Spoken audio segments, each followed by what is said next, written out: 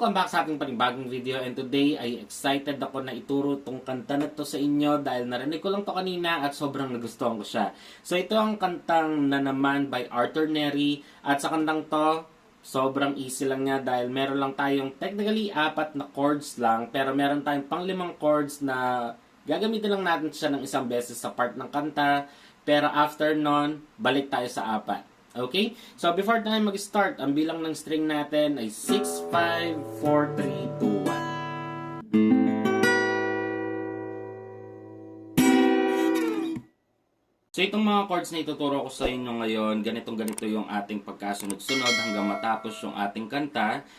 Take note, puro bar chords yung ituturo natin ngayon. Okay? So, umpisan na natin. Para sa unang chords natin, yan ay C sharp major 7. So, sa C sharp major 7 natin, dito tayo sa 4th fret, 1, 2, 3, 4. Yung hintuturo natin dito sa 5th string hanggang 1st string. Tapos, ito naman ay sa 4th string, ito ay sa 2nd string, and ito naman ay sa 3rd string. Then, next chords natin ay F7. So, F7 natin dito siya sa 8th fret, 1, 2, 3, 4, 5, 6, 7, 8. Tapos, hintuturo natin dito sa 5th string hanggang 1st string. Ito naman ay sa 4th string at ito ay sa 2nd string. Then, yung 3rd chord natin ay F or A sharp minor. So, yung A sharp minor natin, dito naman tayo sa 6th fret. So, 1, 2, 3, 4, 5, 6. Yung hintuturo natin dito sa 6th string hanggang 1st string. Ito naman ay sa 5th string at ito ay sa 4th string. So, ganyan lang siya. And then, next chords natin ay F sharp. So, F sharp natin, dito natin gagawin. So, dito lang siya sa 2nd fret. 1, 2. Tapos, yung hintuturo natin sa 6th string hanggang 1st string. Ito naman ay sa 5th string, 4th string to, and 3rd string naman to. Okay?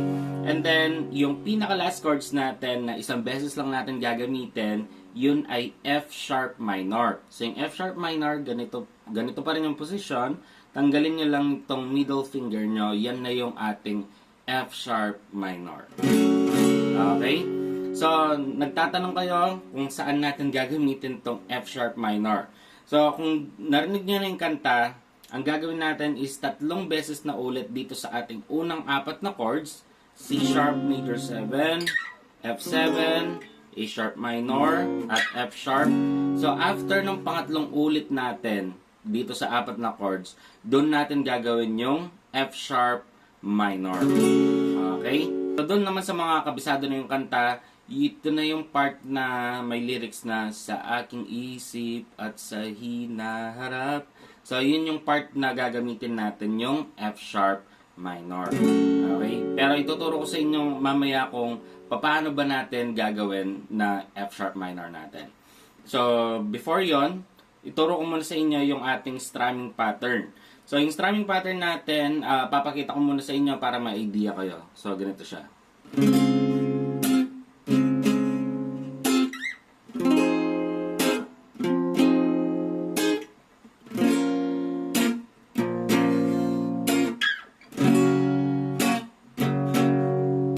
So, paano ba yung ginagawa ko doon? Same pattern lang siya kada chords.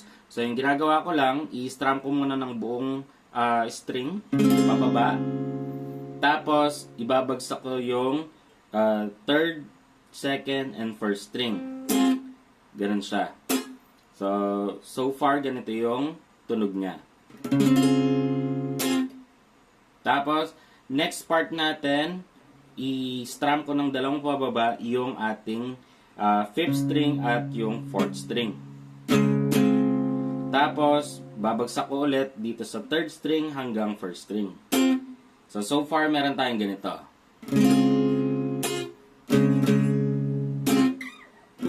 Same pa rin yan. Same din to.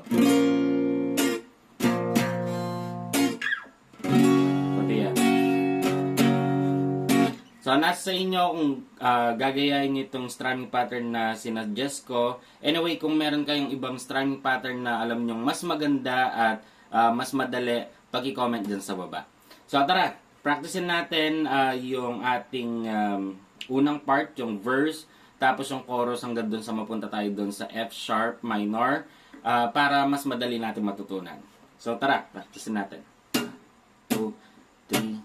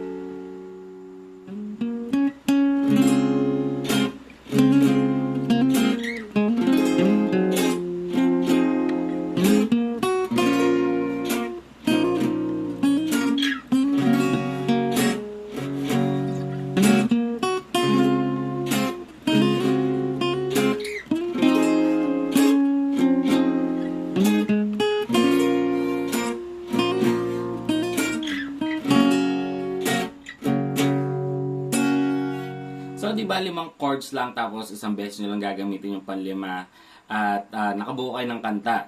At kung gusto mo yung mga ganitong kadadaling guitar tutorial, ay mag-subscribe ka na at i-hit mo na yung notification bell para hindi ka mahuli sa ating mga bagong videos. At hanggang dito na lang tong video ito. Maraming salamat sa panonood at muli ako si Max from Guitar Tips and peace out.